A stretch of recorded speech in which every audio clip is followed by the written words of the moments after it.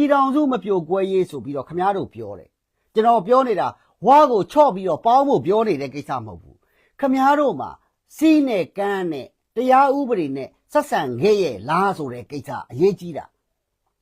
ခမားတို့ဗမာပြည်1948ကနေစပြီးတော့လွတ်လပ်ရေးရခဲ့တဲ့အချိန်ကနေစပြီးတော့ဘယ်တိုင်းရင်းသားဘယ်လူမျိုးကိုဂတိတီတီကြီးကြီးနဲ့ပေါ့ပင်လုံပေးခဲ့တဲ့ဂတိမျိုးတွေတာရူညီမြဆိုတဲ့အုပ်ချုပ်မှုတွေနော်လူမျိုးရေးမခွဲကြဘဲနဲ့ကိစ္စတွေခမားတို့ဘလောက်ဆက်ဆံငယ်ဘူးလို့လဲ အားလုံးပဲမင်္ဂလာပါຫນွေဦးတော်လန်ရေးတရင်အပါဝင်နိုင်ငံရေးနောက်ဆုံးရတိုက်ပွဲတရင်များကိုအချိန်နဲ့တပြေးညီတင်ဆက်ပေးတော့မှာဖြစ်တဲ့အတွက် like and subscribe လေးလုပ်ထားပြီးပါရဲ့တောင်းဆိုအပ်ပါတယ်ကိုစဖွင့်တဲ့အချိန်မှာခမားတို့ကျွန်တော်တို့နေတဲ့နေရာတွေမတူဘူးဖတ်တဲ့စာတွေမတူဘူးတွေးပုံခေါ်ပုံတွေမတူဘူးဒီတော့နေတဲ့နေရာတွေကွာတယ်တွေးပုံခေါ်ပုံကွာတယ်စာဖတ်တာတွေကွာတဲ့အခါမှာအမြင်အယူအဆတွေကအမျိုးမျိုးကွဲလိမ့်ခမားမြင်တာခမားမှန်တယ်ကျွန်တော်မြင်တာကျွန်တော်မှန်တယ်ဒါပေမဲ့ကျွန်တော်တို့လက်တွေ့ကဘာကြီးနဲ့လက်တွေ့ဘဝကိုဘယ်လိုသွားမလဲဒီကိစ္စကြတော့သိအရေးကြီးတယ်ကျွန်တော်ကအခုဒီ Facebook မှာ live မပြောတာတော်တော်ကြာပြီဒါပေမဲ့အခုပြောပြခြင်းတယ်ဆိုတဲ့ကိစ္စကဗမာတွေရဲ့ပြဿနာဗမာနိုင်ငံသားတွေရဲ့ပြဿနာဗမာတွေရဲ့ပြဿနာဗမာနိုင်ငံသားတွေရဲ့ပြဿနာလို့ပြောတဲ့အခါမှာကျွန်တော်တို့ဗမာပြည်သားတွေဟာနိုင်ငံတကာမှာခွေးသိပ်ပံဝက်သိပ်ပံကြက်သိပ်ပံဆိုတဲ့ဟာတွေနိုင်ငံရေးသိပ်ပံတွေပေါ့ဗျာသူတို့ပြောတဲ့နိုင်ငံရေးသိပ်ပံပေါ့ကျွန်တော်အခေါ်ကြရင်ခွေးသိပ်ပံဝက်သိပ်ပံကြက်သိပ်ပံလို့ခေါ်တယ်အဲ့ဒါကဘာလဲဆိုတော့တရားစာတွေပဲဟိုဖုံးကြီးတွေဘယ်လိုပြောမလဲဖုံးကြီးတွေဘာသာရေးဆရာတွေလိုပဲကျမ်းစာတစ်ခုတည်းပဲအများကြားကောင်းအောင်အများဟိုနားထောင်လို့တရားဟောဘယ်လိုပြောမလဲတရားဟောတဲ့ဟာတွတ်တက်တဲ့ပုံစံမျိုးပဲဒီကျမ်းစာကခမားဖတ်တတ်လို့ရှိရင်လေခမားတရားဟောစရာမ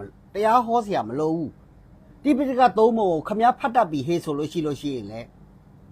ဘယ်လိုပြောမလဲဆိုတော့ခမားဘာမှဟိုသွားပြီးတော့လှုပ်เสียမလို့အခုကျွန်တော်ပြောချင်တဲ့ကိစ္စကဟိုဝါကိစ္စပေါ့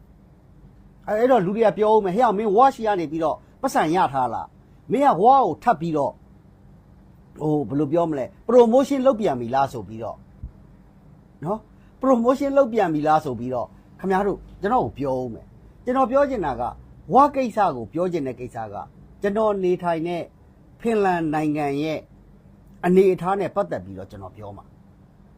ခင်ဗျားတို့တွေအနေနဲ့သဘောထားနိုင်လားသဘောမထားနိုင်ဘူးလားဆိုတဲ့ကိစ္စကခင်ဗျားတို့ပြဿနာ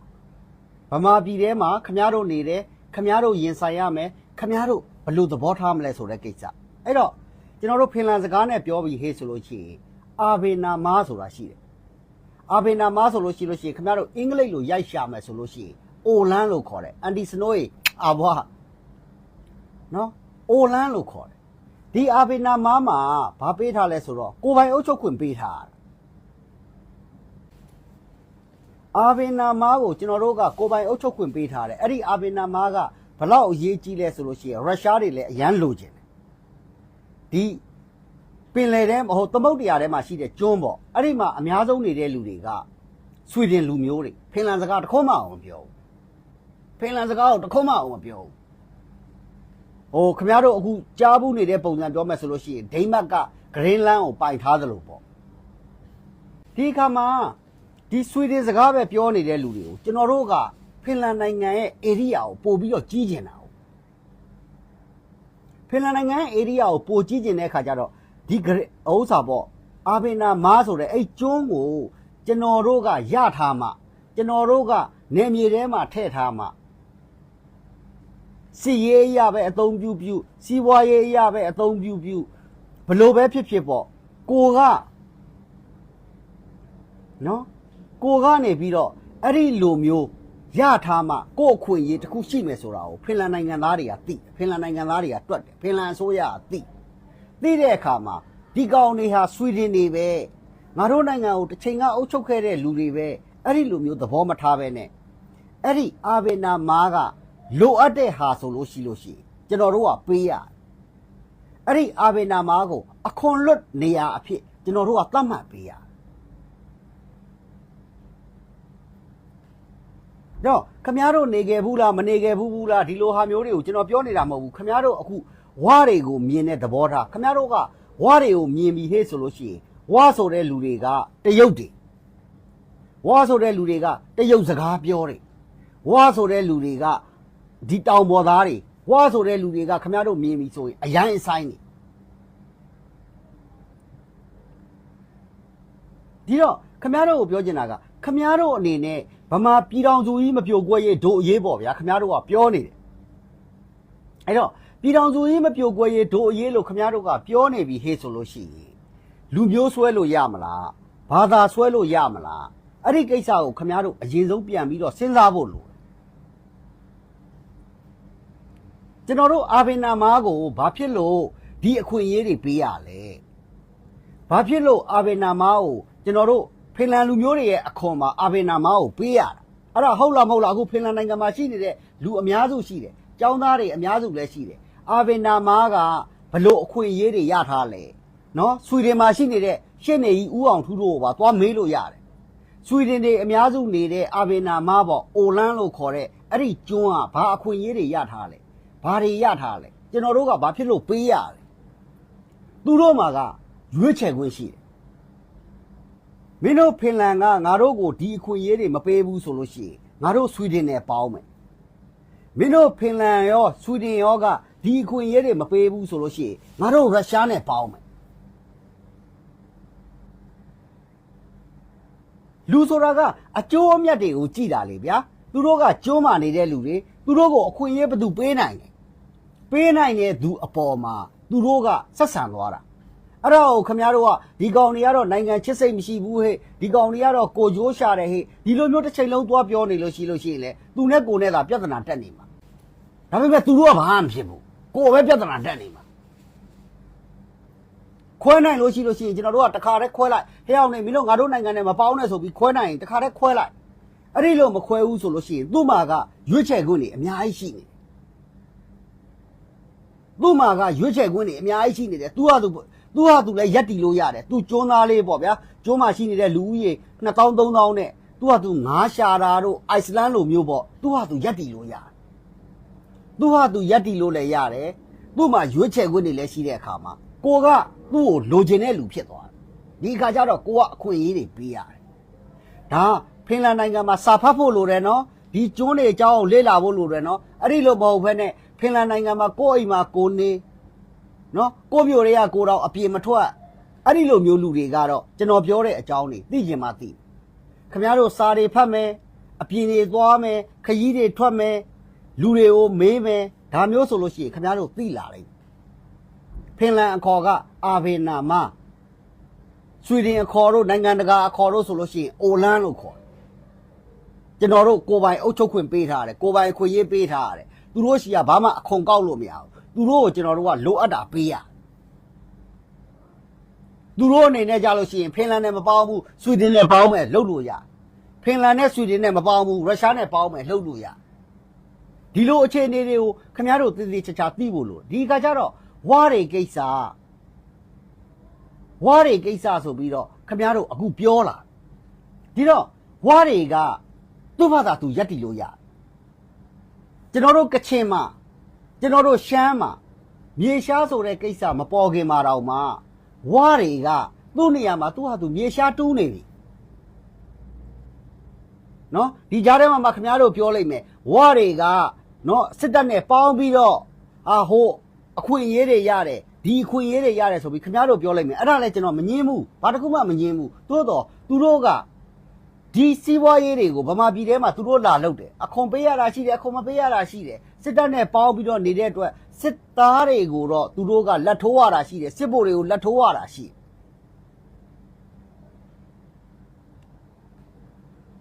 စစ်ဗိုလ်တွေကိုကျင်းနေတာကဗမာပြည်မှာဝါတွေပဲလာအလုပ်လုပ်တရုတ်တွေပဲလာအလုပ်လုပ်စင်ကာပူပဲလာလုပ်ဘယ်သူပဲလာလုပ်ကချင်တွေပဲငိမ့်ညမ်းရေးလုပ်ပြီးတော့လုပ်စစ်တပ်နဲ့ပေါင်းစားရတာတွေရှိတယ်စစ်တပ်ကိုကျွေးရတာတွေရှိ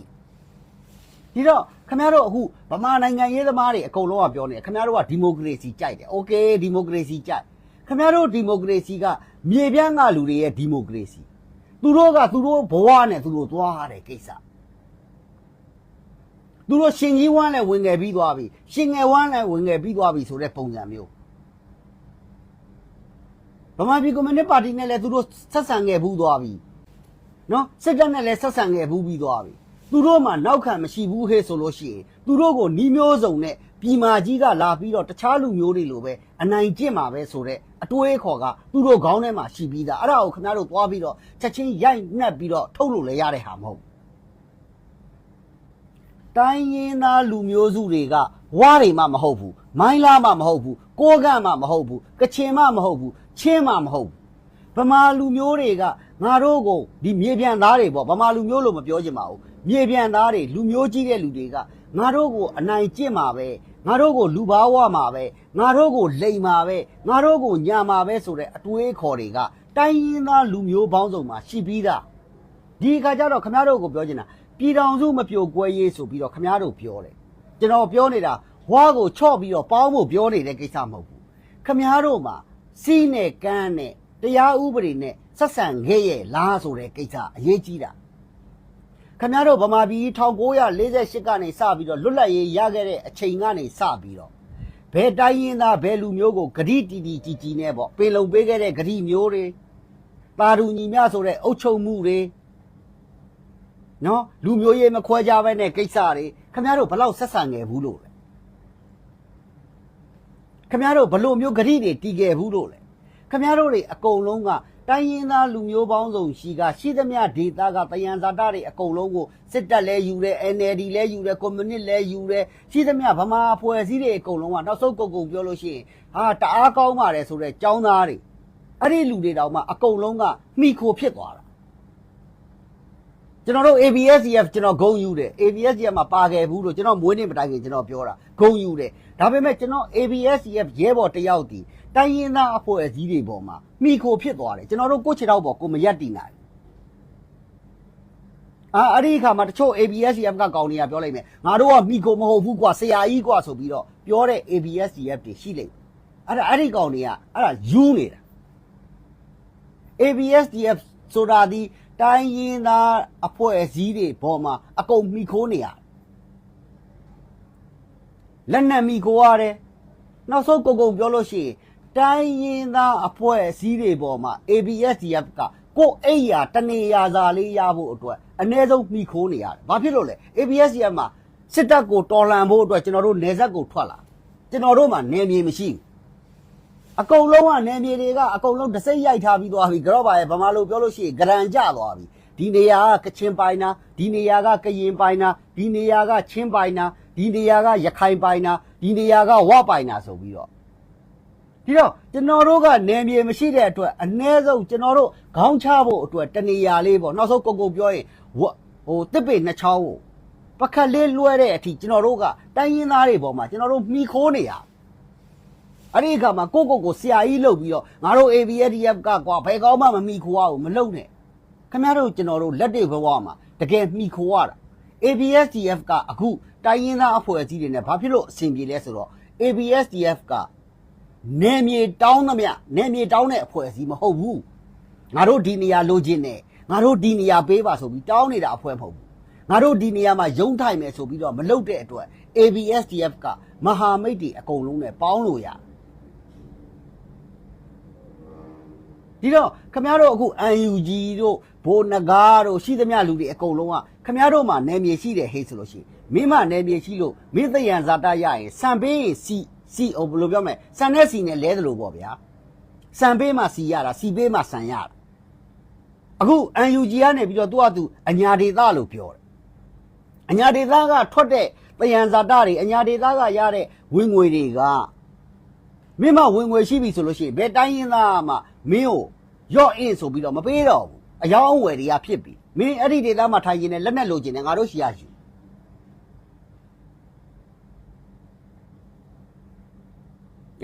စကားတွေဟိုရောက်ဒီရောက်ကုန်မယ်အဲ့တော့ကျွန်တော်ပြောချင်တာအဲ့တော့တစ်ချက်မင်းတို့အခုဝေါ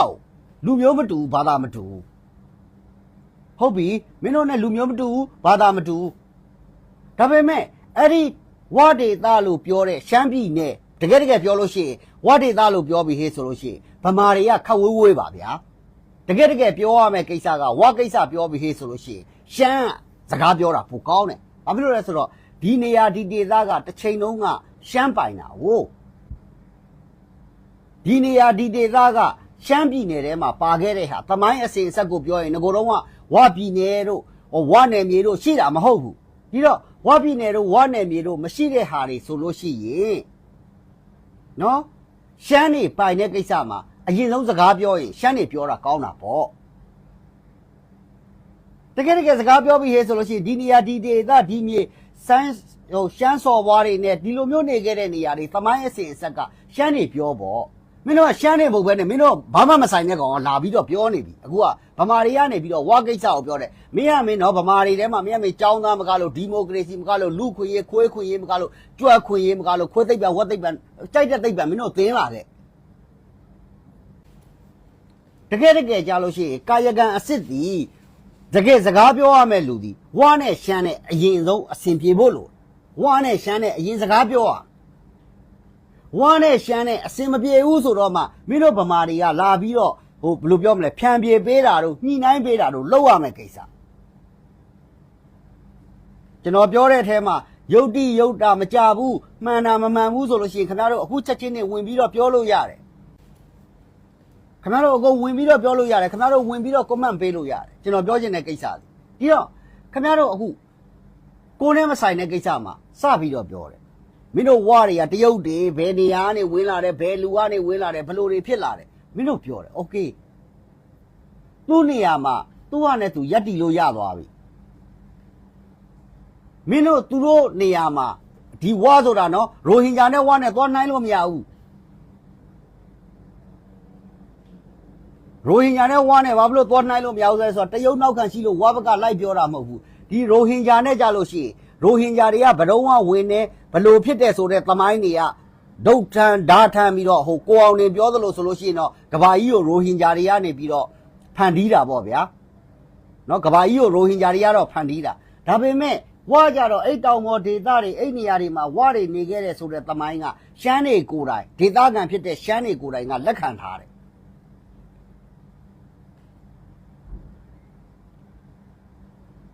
နော်ရှမ်းတွေကိုယ်တိုင်ကလက်ခံထားတယ်အဲ့ဒီလိုလက်ခံထားတဲ့အပြင်မှာအခုလက်ရှိအခြေအနေအရကြည့်မယ်ဆိုလို့ရှိရင်လေဝါမှာဟုတ်သည်ဖြစ်စေမဟုတ်သည်ဖြစ်စေအင်အားကြီးတယ်နောက်တစ်ချက်ကဝါနဲ့တခြားအဖွဲ့အစည်းတွေမတူတာရှိတယ်ဥပမာကချင်မှာဆိုလို့ရှိရင်ဗိုလ်ချုပ်အင်မန်လာတို့ကဟိုလက်စားတယ်တို့ခိုးတယ်တို့ဟွက်တယ်တို့ဟိုဘယ်လိုပြောမလဲအေယာဝတီမြစ်ဆုံကနေပြီးတော့ပတ်စံယူထားတယ်တို့အတန်တွေပွားစီထွက်သေးတယ်မင်းတို့ကချင်ချင်းပဲဖော်တာနော်ငင်းငင်းအောင်ဖော်တာမဟုတ်ဘူးကချင်ထဲမှာတော့လက်စားမှုတွေရှိတယ်ဟေ့ဟိုဥက္ကရာကြီးအင်မန်လာကလည်းသူ့ဗန်ထဲမှာပေါ့ဒီငါးဗန်ထဲဝင်လာတဲ့ပတ်စံငါးပတ်စံမစက်ပဲဆိုပြီးလုတ်တယ်တို့ပါတော့ဒါပေမဲ့ဝါကိစ္စကြတော့ကျွန်တော်တို့ဘာအသမ်းမှမကြားဝါလူမျိုးတွေကြားထဲမှာနော်ဝါလူမျိုးတွေကြားထဲမှာဟိုလူကတော့ဥက္ကရာကြီးပေါယူချမ်းဟိုဥပေါယူချမ်းပေါ့ဗျာတော့ကြဥက္ကရာကြီးခေါ်ရင်ဖားတယ်ဖြစ်ဦးမယ်ပေါယူချမ်းကတော့ဟေးဘလောက်လက်စားတယ်ဟေးဥညီရန်ကတော့ဘလောက်လက်စားတယ်ဟေးဆိုတဲ့အတန်တွေလည်းကြားမကြားဘူးသူတို့မှလည်းရှိလိုက်တယ်ဝါကောင်းဆောင်တွေဘလောက်ချမ်းသာနေလဲဥမာပီကင်းမှာတော့မှဟိုတယ်ကြီးတွေပိုင်နေတို့ဘာလို့ခင်ဗျားတို့ရှေ့ကောင်းရှိနိုင်မယ်ဒါမှမဟုတ်ကျွန်တော်တို့မကြောက်သူတို့ကိစ္စသူတို့ဖြေရှင်းနိုင်သူတို့ကိစ္စသူတို့ဖြေရှင်းနိုင်ဒီတော့ခင်ဗျားတို့အနေနဲ့ဝါအောင်အခုမကြိုက်ဘူးလားကျွန်တော်ပြောတာရှင်းလေးရခင်ဗျားတို့ဝါအောင်မကြိုက်ဘူးလားမကြိုက်ဘူးဆိုလို့ရှိရင်ပြဿနာအဖြစ်ခံမလားသူတို့ခွဲထွက်ခွင့်ပေးမလားအဲ့ဒါစစ်တပ်ကိုရောခမ ्या ကိုရောအခုဒီမှာကြည်နေတဲ့လူတွေရောအကုန်လုံးကိုမေးတာခမ ्या တို့ကပြဿနာကိုပဲတစ်ချိန်လုံးလိုက်ပြီးတော့ရှားနေတာခမ ्या တို့တစ်ချိန်လုံးပြဿနာလိုက်ရှားနေတာအခုပွေ့ပွေ့လေးလေးပြောရင်ဝါရဲ့မဟာမိတ်ဆိုဘယ်လိုလဲမိုင်းလားဆိုတာရှမ်းနေဝါရဲ့မဟာမိတ်ကဘယ်သူလဲမေးလို့ရှိရင်ဟိုမိုင်းလားဆိုတာရှမ်းနေဝါကိစ္စကြလို့ရှိလို့ရှိရင်ဦးရိုးဆက်တော့ပေါ့ကြောက်လို့မပြောတာလား SSP ပေါ့ဟိုလူတွေကလည်းကြောက်လို့မပြောတာလားအဲ့ဒါကြောက်လို့မပြောဘူးဆိုလို့ရှိရင်အဲ့ဒါရှမ်းနေရဲ့ပြဿနာဖြစ်သွားပြီခင်ဗျားတို့ဗမာတွေကရှမ်းတွေကိုကူညီခြင်းလားကူညီခြင်းလို့ရှိရင်ရှမ်းတွေကိုကူညီလိုက်သူတို့တိုင်းရင်းသားချင်းကြားထဲမှာပြဿနာအေးအေးဆေးဆေးပဲသူတို့တိုင်းရင်းသားတွေကြားထဲမှာပြဿနာမရှိဘူးသူတို့ပါဇက်နဲ့ဖြေရှင်းလို့ရတယ် ပရိပခတွေကတော့ရှိတာပေါ့ဗျာနေဇက်ကိစ္စတွေပြဿနာတွေရှိတယ်နော်မကျေရှမ်းတွေကလည်းဝါတွေကိုမကျေနပ်တဲ့လူတွေရှိတယ်ဝါတွေကလည်းရှမ်းတွေကိုမကျေနပ်တဲ့လူရှိမှာပဲဒီဟာတွေကိုကျွန်တော်ကနေပြီးတော့ပြဿနာတွေမရှိဘူးပြောနေတာမဟုတ်ဘူးသူတို့ကသူတို့ဖြေရှင်းလို့ရသူတို့ဖာသာသူတို့ဖြေရှင်းလို့ရဒါပေမဲ့ခမည်းတော်တစ်ချိန်လုံးပဲလိုက်ပြီးတော့ဟိုနေရာဆိုလဲဗမာပါပြန်ပြီကချင်ကိစ္စဆိုလဲဗမာပါတယ်တအန်းပလောင်နဲ့အခု MNDAA ဖြစ်ပြီဆိုလဲဗမာပါတယ်ဟာရခိုင်နဲ့ရိုဟင်ဂျာဖြစ်ပြီဆိုလဲဗမာပါတယ်ဟာချင်းနဲ့ရခိုင်နဲ့ဖြစ်ရင်လဲဗမာပါတယ်မင်းတို့ကပါအောင်မင်းတို့ကိုယ့်အခြေအနေရောကိုသိလားအဲ့ဒါစစ်တပ်ကိုရောအတိုက်ခံရော UNG ရောရှိသမျှလူတွေရောမင်းတို့ဟိုလူနဲ့ဖြစ်လဲမင်းဝင်းပါဟိုလူနဲ့ဖြစ်ရင်လဲမင်းဝင်းပါမင်းတို့ဝင်းပါလို့ရှိရင်ပြဿနာ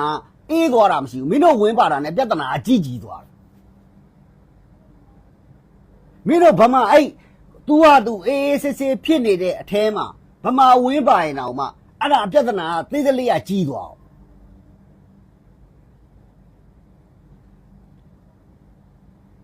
မင်းတို့ကပြောလိုက်ရင်ဒီမိုကရေစီမင်းတို့ဒီမိုကရေစီရခိုင်မှာမင်းတို့ဒီမိုကရေစီအရာပဲရခိုင်ပြည်သူတွေကဒေါက်တာအေးမောင်ကိုရွေးတယ်ငါကြိုက်တာမကြိုက်တာကိုပြောတာမဟုတ်အေးမောင်ကောင်းတယ်မကောင်းဘူးကိုပြောတာမဟုတ်အေးမောင်ကိုရွေးလို့ရှိရင်လည်းမင်းတို့ကလူများစုနဲ့ဝင်ပြီးတော့လုပ်ပြန်အောင်ဟာဒါကရခိုင်မလို့လက်ပတောင်းတောင်ကိစ္စရွာသားတွေကအိမ်သိမ်းခံနေရရွာသားတွေကလက်သိမ်းခံနေရရွာသားတွေကမြေသိမ်းခံနေရရွာသားတွေကနောက်ဆုံးကုတ်ပြောရင်လေဒီဆရာတော်ကြီးတည်ထားတဲ့ဇေဒီကြီးပါအဖြတ်ခံနေရမင်းတို့ကဒေါ်အောင်ဆန်းစုကြည်မျက်နှာနဲ့လက်ပတောင်းအကောင်တွေကိုမင်းတို့တက်နေတယ်မင်းတို့ဗမာအချင်းချင်းတော့မှမင်းတို့လူဘာဝဗမာအချင်းချင်းတော့မှမင်းတို့ပြန်မကြည့်တာဒီလိုအခြေအနေမျိုးတွေဖြစ်နေတဲ့အချိန်မှာဟာကျွန်တော်ကြည့်နေတယ်အမေရိကမှာရောက်နေတဲ့ကောင်ကလည်းဝါဆိုတဲ့ကောင်တွေရှိရနေပြီးတော့ငါတို့ကဘာမှရတာမဟုတ်ဟာမင်းတို့ကွာအဲ့လောက်ကြီးလဲမပြောပါနဲ့မင်းကွန်မြူနစ်ကိုမကြိုက်လို့ရတယ်မင်းကွန်မြူနစ်ကိုမကြိုက်လို့ရတယ်မင်းအဖေကကွန်မြူနစ်ဖြစ်ပေမဲ့မင်းကွန်မြူနစ်ကိုကြိုက်စရာမလိုငင်းညောင်းဖေကကွန်မြူနစ်တွေနဲ့ခင်နေဆိုပေမဲ့ငင်းညောင်းကွန်မြူနစ်ကိုချစ်စရာမလိုဒါပေမဲ့ဝါတိုင်းရင်းသားတွေအကုန်လုံးကတစ်ချိန်လုံးကကွန်မြူနစ်တွေရဲ့ပေးခဲ့တဲ့အမိတ်နဲ့နော်သူတို့သေသေးချာချာပြန်ပြီးတော့ကွန်မြူနစ်တွေနဲ့တွဲပြီးတော့ဒီစစ်တပ်ကိုတိုက်ခဲ့ဘူးတဲ့အဲ့ဒါမင်းတို့မဟုတ်ဘူးဆိုလို့ရှိရင်ငင်းညောင်းအောင်လာပြော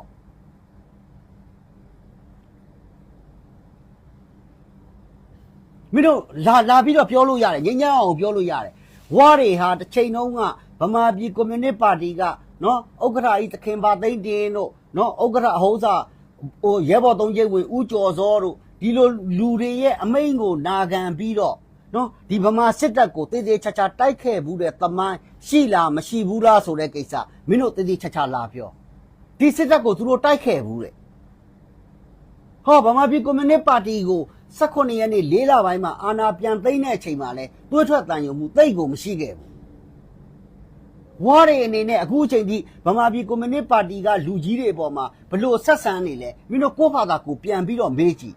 ပြောလို့ရှိရင်အင်္ဂလိပ်နဲ့ဗမာနဲ့အင်္ဂလိပ်ရှိကနေဗမာတွေလွတ်လပ်ရေးရတယ်လို့ပဲဝါတွေနဲ့ဗမာပြည်ကွန်မြူနစ်ပါတီနဲ့အာဏာလွှဲတယ်ဆိုတာသူတို့ကြားထဲမှာအညိုးတေးတွေအဆက်ဆံတွေဒီလောက်မရှိဘူးပြီးသွားရင်သူတို့ဟာသူတို့အခုတီဆောက်တာ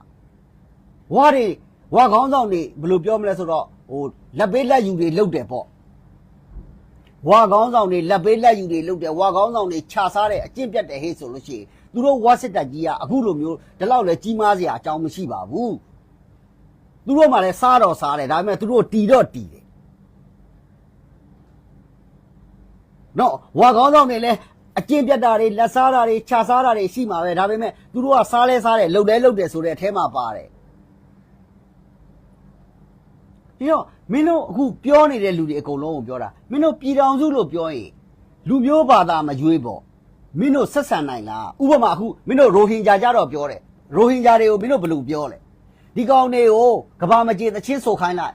ကဘာမကြေသချင်းမရလို့ရှိရင်အကုန်မောင်းထုတ်ပေါ့မင်းတို့ဝါလူမျိုးတွေ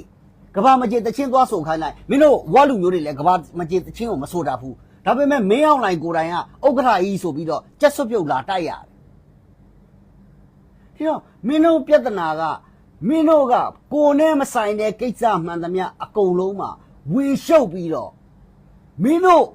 ညံ့တဲ့ကိစ္စမင်းတို့ပြဿနာတွေကိစ္စတွေအကုန်လုံးကိုမင်းတို့လူတကာကိုလိုက်ပြီးတော့အပြစ်တင်နေတယ်နောက်တစ်ချက်ကဟိုတအားဘယ်လိုပြောမလဲဆိုတော့စိတ်နာတယ်ပြောရမလားရင်နာတယ်ပြောရမလားဒီကောင်တွေလူယုံမှပြောရမလားအဲ့လိုမျိုးပေါ့ဥပမာဖင်လန်မှာနေတဲ့လူတွေရှိတယ်ဖင်လန်မှာနေတဲ့လူတွေရှိတယ်ဆွီဒင်မှာနေတဲ့လူတွေရှိတယ်ဒိန်းမတ်မှာနေတဲ့လူတွေရှိတယ်နော်ဝေးမှာနေတဲ့လူတွေရှိတယ်အဲ့လူတွေကဗမာတွေဖင်လန်မှာနေတဲ့လူတွေဒိန်းမတ်မှာနေတဲ့လူတွေဆွီဒင်မှာနေတဲ့လူတွေနော်ဝေးမှာနေတဲ့ဗမာတွေအဲ့ဒီဗမာတွေကတကယ်စကားနဲ့ပြောလို့ရှိရင်တကယ်ကိုခွေးသိပ်ပံဝက်သိပ်ပံကြက်သိပ်ပံပေါ့အ ਨੇ ဆုံးတော့ဗမာပြည်မှာဘွဲ့ရလာတဲ့ဆရာကြီးတွေတည်င်းတောက်တွေနော်တည်င်းတောက်တွေဆရာကြီးတွေဟိုဘယ်လိုပြောမလဲ NCG UB ကဥက္ကဋ္ဌကြီးတွေအဲ့ဒါမျိုးကြီးတွေဒီမှာလားနေတာဥမာရှေ့နေကြီးဦးအောင်ထူးတို့တွေလားနေတယ်သူတို့ကပြောလိုက်ရင်ဖက်ဒရယ်ပဲသူတို့ကပြောနေတာ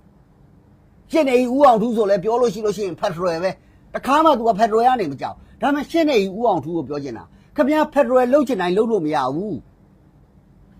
ခင်ဗျားဖက်ဒရယ်လှုပ်ချင်တိုင်းလှုပ်လို့မရဘူးခင်ဗျားအကူအညီမရတိုင်းဝါတွေမကောက်ဘူးဆိုပြီးပြောလို့မရဘူးကျွန်တော်တို့ဖင်လန်နိုင်ငံခင်ဗျားဆွီဒင်နိုင်ငံမှာရှိနေတဲ့နော်အိုလန်ပေါ့ဆွီဒင်ကအခေါ်ဆိုရင်အိုလန်ဖင်လန်အခေါ်ဆိုရင်အာဘင်နာမာကိုကျွန်တော်တို့ဘလို့အခွင့်အရေးတွေပေးရလဲကျွန်တော်တို့ဘလို့အခွင့်အရေးတွေပေးရလဲခင်ဗျားတို့ဆွီဒင်ကမပေးဘူးနော်ဒါပေမဲ့ဖင်လန်ကအဲ့ဒီအိုလန်ကဆွီဒင်ခင်ဗျားတို့ရှိမှကျွန်တော်တို့ပေါင်းလိုက်တော့မယ်ပြောလို့ရှိရင်ကျွန်တော်တို့ဖင်လန်ပေးတဲ့အခွင့်အရေးထက်အစတရာလောက်တာတဲ့အခွင့်အရေးကိုဆွီဒင်ကပေးမှာဒီတော့ဟာငါတို့စကင်ဒီနေဗီးယားမှာဆိုရှယ်ဒီမိုကရက်တွေကျင့်သုံးနေတဲ့လူတွေရသေးရမှာအခွင့်အရေးတွေရနေတယ်ဒါပေမဲ့ဒီလိုနိုင်ငံတွေမှာတော့မှဒီလိုအခြေအနေမျိုးတွေဖြစ်နေတယ်ကိုအောင်ထူးမပြောဘူးနော်ဝေးမှာရှိနေတဲ့ဆရာကြီးတွေသတင်းတောက်တွေနော်ဝေးမှာဆိုလို့ရှိရင် DBB သတင်းဌာနကြီးလို့ဖြစ်ပြီးတော့နော်ဝေးမှာဆရာကြီးတွေကြီးပဲနေတာမပြောဘူးဒိန်းမတ်မှာဆရာကြီးတွေကြီးပဲနေတာမပြောဘူးဖင်လန်မှာဆရာကြီးတွေကြီးပဲနေတာမပြောဘူးဒီလိုမပြောတော့ခမည်းတော်ကိုမေးချင်တာခမည်းတော်တွေရဲ့စိတ်ဆန္ဒတွေကဗမာပြည်ကိုမကောင်းတာပဲသယ်မှာလားကောင်းတာကိုခမည်းတော်မယူသွားတော့ဘူးလားဗမာပြည်ကိုကောင်းတာလေးတွေမပေးချင်ဘူးလားခမည်းတော်တစ်ချိန်လုံးပြောနေလို့ရှိရင်အမေရိကန်ဖက်ဒရယ်ဟာတော့ဂျာမနီဖက်ဒရယ်တော့ဂျာဆွစ်ဇာလန်ဖက်ဒရယ်ခမည်းတော်လက်ရှိနေတဲ့နိုင်ငံဆွီဒင်ဖင်လန်ဒိန်းမတ်နော်ဝေးဒီလိုနိုင်ငံတွေမှာတိုင်းရင်းသားတွေကိုဘလို့အခွင့်အရေးတွေပေးလဲဥပမာနော်ဝေးမှာဆိုလို့ရှိရင် DBB သတင်းဌာနကြီးရှိတယ်နော်ဝေးမှာကိုထက်အောင်ကျော်တို့လိုလူမျိုးတွေရှိတယ်နော်ဝေးမှာအဲ့ဒီစာမဲဆိုတဲ့တိုင်းရင်းသားတွေကိုဘလို့အခွင့်အရေးတွေပေးထားလဲသူတို့ဘာသာသင်ဖို့အတွက်စာမဲလူမျိုးကနည်းနည်းပဲရှိတယ်ရိန်းဒီယားတွေမွေးပြီးတော့သူတို့ကြီးတယ်ဒီလိုလူမျိုးတွေသူတို့ဘာသာပျောက်သွားမှာအတွက်နော်ဝေးဆိုရပတ်စံတွေကိုပုံပေးပြီးတော့နော်ဝေးဘာသာစကားကိုတတ်သိဟိုစာမဲဘာသာစကားမပြောက်အောင်လို့ရင်ကျေးမှုတွေသိမင်းတို့ရိန်းဒီယားတွေရောင်းလို့ရလို့ရှိရင်အသား1ကီလိုရောင်းလို့တစ်ချက်ရတဲ့ဟေးအသား1ကီလိုကဥပမာတစ်ချက်တန်တယ်ပေါ့တစ်ချက်တန်တဲ့ဟေးဆိုအစိုးရနောက်ထပ်တစ်ချက်ပေါင်းပေးတာဘာဖြစ်လို့လဲဆိုတော့ဒီလူမျိုးတွေမပြောက်သွားအောင်ဒီဒေသခံတွေရဲ့ယဉ်ကျေးမှုတွေပျောက်မသွားအောင်မပြောဘူးသူတို့မပြောဘူးဒါမျိုးမင်းတို့ကချင်တွေရမယ်ကိစ္စမျိုးဘယ်ပြောလို့ရမလဲမင်းတို့ကချင်တွေရှိရဘာရမလဲမင်းတို့ရခိုင်တွေကိုသွားပြောလို့ပဲရမလဲမင်းတို့ရခိုင်တွေရှိရဘာရမလဲပေါ့ဥပမာအခုကိုကျွန်တော်ပြောတာကျွန်တော်ကတကယ်တော်လန်ရေးကိစ္စတွေပြောတာမဟုတ်အခြေအနေတွေကိုတွက်ပြီးတော့ပြောတာရခိုင်မှာဗိုလ်ချုပ်ထွန်းမြတ်နိုင်တို့အေရကရခိုင်ပြည်နယ်ကိုဝါတွေလို့ကိုပိုင်အုပ်ချုပ်ခွင့်လိုမျိုးရကြည့်ကျွန်တော်ကချက်ချင်းပေးတယ်ဘာဖြစ်လို့ချက်ချင်းပေးလဲဆိုတော့ဝါတွေလိုမျိုးရခိုင်နေတာသူ့တယံဇာတသူ့ဟာသူခံကွဲခွင့်ရရင်ဒီစစ်တပ်ရဲ့ဝင်ငွေကအနည်းဆုံးလျော့သွားပြီမင်းတို့ဗမာတွေကနိုင်ငံတကာကဆန်ရှင်လုပ်ဖို့ကိစ္စပဲပြောနေတာဗမာပြည်သူတွေအကုန်လုံးကနိုင်ငံတကာကနေဗမာပြည်ကိုပိတ်ဆို့အရေးယူပါဆိုပြီးပြောနေတာနိုင်ငံတကာပိတ်ဆို့အရေးယူဖို့ထက်ရှမ်းနေသူဒေသကဝင်ငွေတွေသူဒေသမှာရှိနေတဲ့တယံဇာတတွေရှမ်းနေအုပ်ချုပ်ယူလိုက်ရခိုင်နေသူဒေသကထွက်တဲ့ဟာတွေသူယူလိုက်ကချင်နေသူဒေသကထွက်တဲ့ဟာသူယူလိုက်အဲ့လိုမျိုးတိုင်းရင်းသားတွေသူ့နေရာသူဒေသမှာသူ့ဟာသူတယံဇာတကိုသူ့ဟာသူခွဲလို့ရှိရင်စစ်တပ်ကကောင်းတယ်ကြော့ပါရဲ့ဗမာလူပြောရင်လီးနဲ့စားတော့မှတို့စားစရာမရှိဘူး မင်းတို့ဗမာတွေကိုမပြောဘူးနော်ဗမာလူမျိုးတွေကသူ့ဟာသူအလုတ်လုတ်ကန်ပြီးတော့စားတောက်နေရတာဒီသယံဇာတတွေကိုတကယ်သုံးဆွဲနေတဲ့ဟာတွေအကုန်လုံးကစစ်တပ်ကအကောင်တွေနဲ့ဗမာနိုင်ငံရေးသမားတွေနဲ့ခွေးသိပ်ပံဝက်သိပ်ပံခွေးခွေရေးလူခွေရေးလုံနေတဲ့ကောင်တွေပဲနော်နိုင်ငံရေးကိုအကြောင်းပြပြီးတော့မင်းတို့ကိုယ့်အိတ်ထဲကိုထည့်နေတယ်ဥပမာအခုရှမ်းပြည်မှာထွက်နေတဲ့သယံဇာတတွေရှိတယ်တတ်ထူတွင်းတွေတို့ဘာတို့အကုန်လုံးပေါ့ရှမ်းတွေအကုန်လုံးကိုပေးလိုက်ကချင်မှာထွက်နေတဲ့ကြောက်စိမ့်တွေအကုန်လုံးကိုလည်းကချင်တွေပဲယူလိုက်မင်းတို့ဗမာကဘာထွက်လို့မင်းတို့အညာကဘာထွက်အဲ့မှာထညက်ခဲပဲထိုင်စားနေထမ်းမင်ပေါ်တက်ပြီးတော့ဒီကမှာထမ်းမင်ပေါ်တက်ပြီးအဲ့မှာလေကောင်းလေတန်းရှူတယ်ပေါ့ငါတို့ကအပေါ်စီးကကြည့်တယ်ဆိုပြီးတော့ကြည်နေပေါ့ပြီးဒါမှမဟုတ်လဲအညာတူပိုင်းဆိုပြီးအဲ့မှာမင်းတို့ဖာထောင်ပြီးတော့အဲ့မှာစားနေပေါ့ကတော့ဘိုးလက်ရတော့နဲ့ပေါင်းနေပေါ့ပြီးတော့တခါကြလို့ရှိရင်ပြောရဆိုရတဲ့ကိစ္စကခမားတို့ဗမာတွေအနေနဲ့ကမြေပြန်သားတွေအနေနဲ့ကခမားတို့သူများကိုပေးခြင်းနဲ့စိတ်ရှိလားခမားတို့မှာနောက်ဆုံးကုန်ပြောရင်ခမားတို့မှာနိုင်ငံကိုချစ်စိတ်ကိုရှိလားနိုင်ငံဆိုတာကိုခမားတို့ဘာလဲဆိုတာသိလားအချုပ်အခြာအာဏာဘာလဲဆိုတာခမားတို့သိလား